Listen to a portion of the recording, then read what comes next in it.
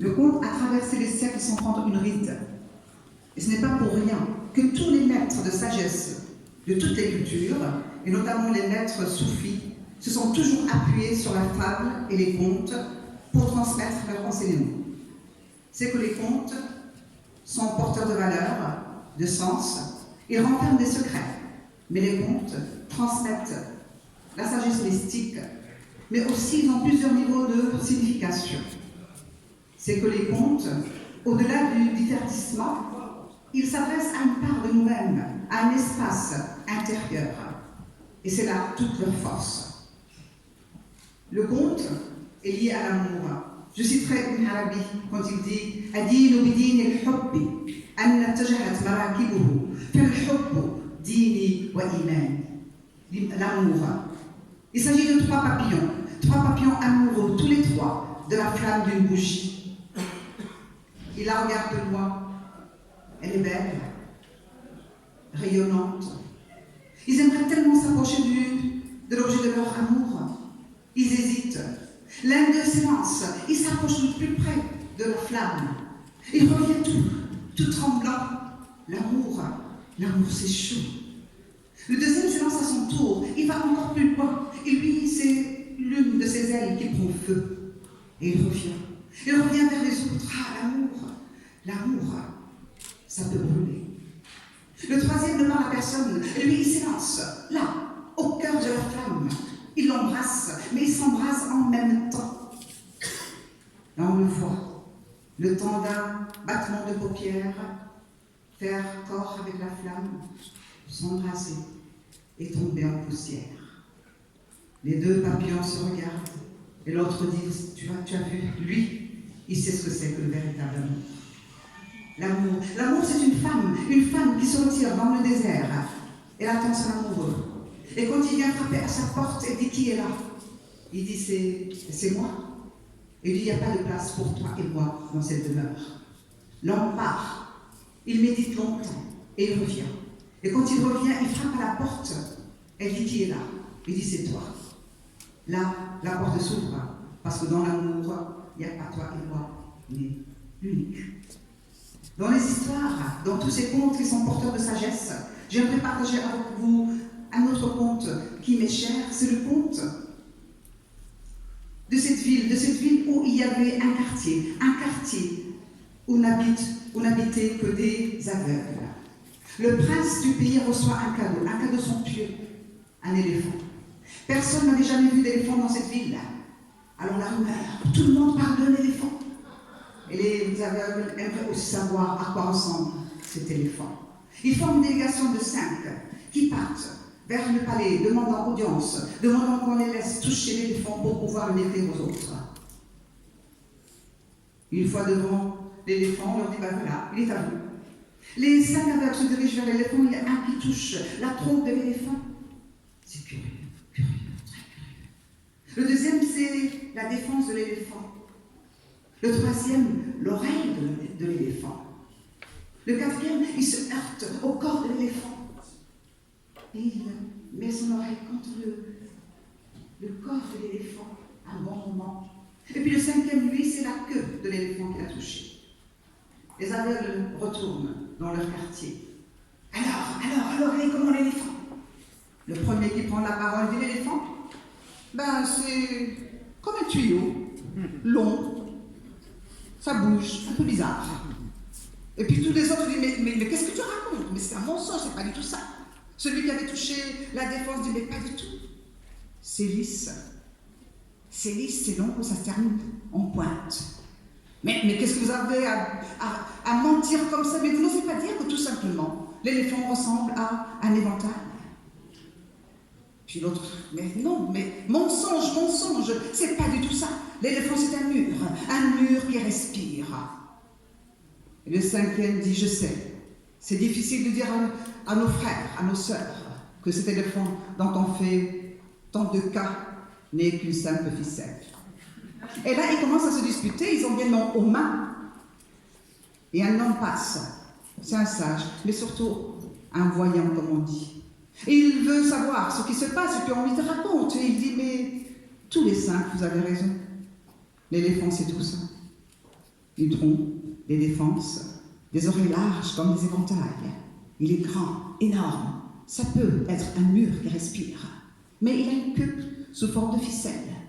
Voyez souvent, on pense tenir tout le savoir ou connaître toute une vérité, mais on n'en a qu'un petit bout. Bravo.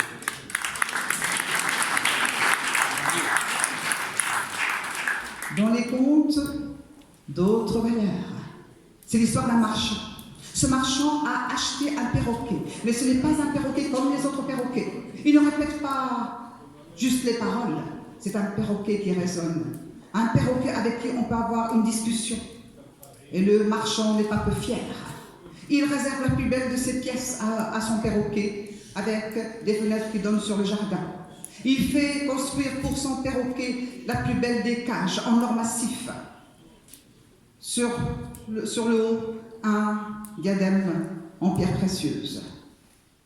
Le perroquet a les meilleures graines, l'eau la plus pure. Et l'homme, avant de prendre une décision importante, il vient voir son perroquet. Et il discute avec lui de tout. Et puis un jour, le marchand devait aller dans le pays même du perroquet. Je vais aller dans ton pays, dis-moi. Est-ce que tu aimerais que je porte un message à ta famille? Le perroquet, tout content. Oui, va. Je vais te dire exactement où ils sont, dans quelle clairière. Et tu vas leur dire comment je vis, tout simplement.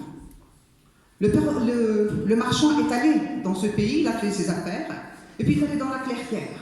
Une clairière magnifique, il faisait bon et doux. Il a regardé. Les perroquets étaient sur chaque branche. C'était de toutes les couleurs, une somptueuse beauté. Et l'homme s'est mis au milieu de la clairière. Je viens porteur d'un message, le message d'un de vos frères qui est chez moi. Il est chez moi, il est traité en invité et en ami. Jamais je ne prends une décision sans lui en parler. Il est traité de manière princière. Et dès qu'il a fini de parler, il y a un des oiseaux qui tombe là, raide mort à ses pieds. Et l'homme s'affole, mon Dieu, mais j'ai tué peut-être le père, peut-être la mère de mon ami, de mon frère. Et il retourne chez lui. La mort dans l'âme, il va voir le perroquet. Tu as vu ma famille? Oui. Ils sont bien? Oui. Mais hélas, je devrais te dire une chose. Lorsque j'ai parlé de ta situation ici, je pense que l'émotion était trop forte pour l'un de tes parents. Il est tombé raide mort, là, à mes pieds. Et dès que le marchand a fini, son propre perroquet tombe, mort. L'homme le croit mort. Il le prend dans ses bras, il dit, mais mon Dieu, mais qu'est-ce que j'ai fait? Mais qu'est-ce que j'ai fait? Et puis il a ouvert la cage, il va vers la fenêtre ouverte, il pose le perroquet, et il pleure, il sanglote la main, la tête entre les mains, et puis il entend ton affolement. Et là, il regarde. Le perroquet venait d'étaler ses ailes. Il s'est envolé, il s'est posé sur l'une des branches, là, sur l'arbre, juste en face de la fenêtre. Et le marchand dit, mais qu'est-ce qui s'est passé? Mais raconte, dis-moi. Et le perroquet a dit à l'homme, ben merci pour le message. Mon aïeul m'a tout simplement dit, fais le mort et tu retrouveras ta liberté. Tout simplement.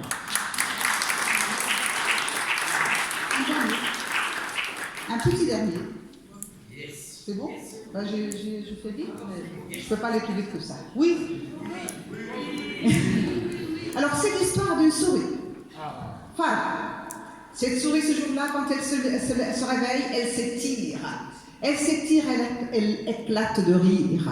Oh, mais qu'est-ce qui rend mon cœur joyeux comme ça? C'est certainement un rêve. J'ai dû faire un rêve fabuleux. Et la petite souris a beau essayer de se souvenir de son rêve, elle est sûre un moment que non, elle n'avait pas fait de rêve. Mais qu'est-ce qui réjouit son cœur comme ça ce matin? Et puis, un parfum vient chatouiller ses narines. Ben oui, elle sait. Elle y a sa mine, le jasmin. Le jasmin a fleuri cette nuit. Oh, mais quelle générosité ce jasmin, quelle générosité! Une telle générosité mérite des remerciements.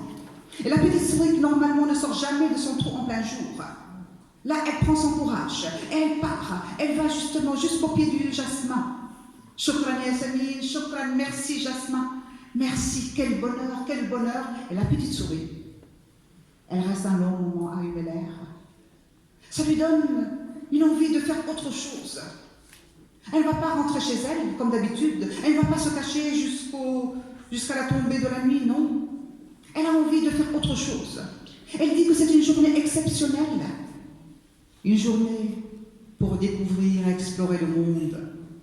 Et la petite souris trotte, et puis elle est tellement épatée par tout ce qu'elle voit. Le soleil, c'est comme une lumière d'étoiles posée sur chaque brin d'herbe. Et puis là, elle entend un bruit de pas. Elle regarde vite, il y a un trou, elle rentre dans le trou. Mais le temps de calmer les battements de son cœur, le temps que ses yeux s'habituent à l'obscurité, la petite souris se rend compte qu'au fond du trou, il y a un serpent. Mais pas n'importe quel serpent, le plus redoutable de tous les serpents sur Terre. Alors tout doucement, la petite souris, sur ses pattes arrière, essaye de sortir, mais trop tard, le serpent se dresse et lui dit alors, on t'a pas appris la politesse, tu rentres chez les gens sans frapper, toi. Alors prépare-toi à goûter la morsure mortelle du serpent. La petite souris, ce n'est pas une journée pour mourir, non? Ça, elle en était certaine. Ça lui donne un courage incroyable. Alors elle se dresse sur ses pattes arrière, elle regarde le serpent dans les yeux et lui dit, et toi? On t'a déjà parlé de Adotfara? Morsure de souris? Non. Le serpent ne savait pas, donc il recule. Il est prudent. Mais comment savoir? La petite souris lui dit, mais tu sais, la morsure de souris est beaucoup plus redoutable que ta petite morsure à toi. Mais comment faire, dit le serpent. Elle a une idée. Elle est pleine de ressources, la petite souris. Mais nous allons poster là devant ton trou. Je mordrai le premier qui passe et tu verras. Adit chouf, maradit chouf. Et il se poste. Un homme passe. La petite souris mord l'homme à la cheville. Elle s'efface pour laisser le serpent regarder. L'homme qui a été mordu, il touche sa cheville, il regarde dans le trou, et il voit le serpent le plus redoutable, dont le venin le plus mortel, alors crise cardiaque, il tombe, bref, mort. Il dit, mais c'est pas possible. Ce n'est pas possible. Il regarde la souris. Et la souris qui est remontée, qui a tout vu, elle dit, bah, tu as vu? Morsure de souris. Mais normalement, moi, quand je pique, les gens, ils tombent comme ça. Mais toi, petite chose insignifiante. Insignifiante. Maintenant, montre-moi, toi, ce que tu sais faire. Et les voilà encore devant le trou. Un homme passe. Cette fois-ci, c'est le serpent qui pique. La petite souris, elle le pousse, elle montre sa petite feuillus. L'homme qui a été piqué.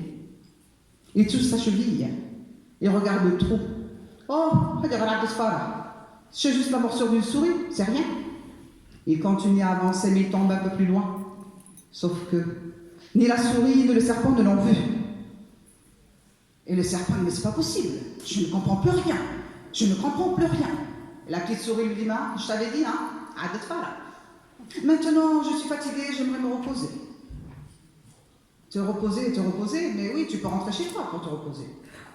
Et la souris dit, non, moi j'aime bien ici chez toi. Bah oui, c'est très confortable, j'ai envie de rester ici. Et le serpent dit, mais non, tu ne peux pas rester ici, c'est ma maison, c'est la maison de mon père, de mon grand-père, c'est notre maison familiale, tu ne peux pas. Et la petite souris, encore sur ce point, elle dit, mais battons-nous. Elle se met en position, et le serpent aussi, mais sauf que là, juste au moment où elle le voit se dresser, elle se rappelle une chose. Elle se rappelle une parole de sa mère. Sa mère lui a toujours dit, ma fille, sache te contenter de petites victoires. Elle regarde le serpent et dit, c'était juste pour rire. Chez moi, c'est beaucoup plus confortable. Je peux m'arrêter là. Je fais 20 minutes. Merci.